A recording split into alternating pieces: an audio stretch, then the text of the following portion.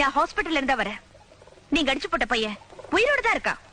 ஆனா அவன் உடம்புல உயிர் மட்டும்தான் இருக்கு. வாழ்க்கை அவன் கந்தலா கிடக்க போறான். உங்களுக்கு சந்தோஷம் தானே? சாரு என்ன பாத்துருச்சு. உங்களை மட்டும் பாக்கல, உங்க மிருகத்தனோ காட்டுத்தனோ எல்லாத்தையும் பார்த்தேன். ஒரு அப்பாவி பையனை நடு ரோட்ல. இல்லம்மா, அவன் தப்பு பண்ண அதனால வாங்கி கட்டிக்கிட்டான். தப்பு தீர்மானம் பண்றதுக்கு நீங்க யாரு? உங்களுக்கு என்ன அதிகாரம்? சாருமா, நீ விஷயம் புரியாம பேசுற. அந்த போலீஸ் ஆபீசர் வந்து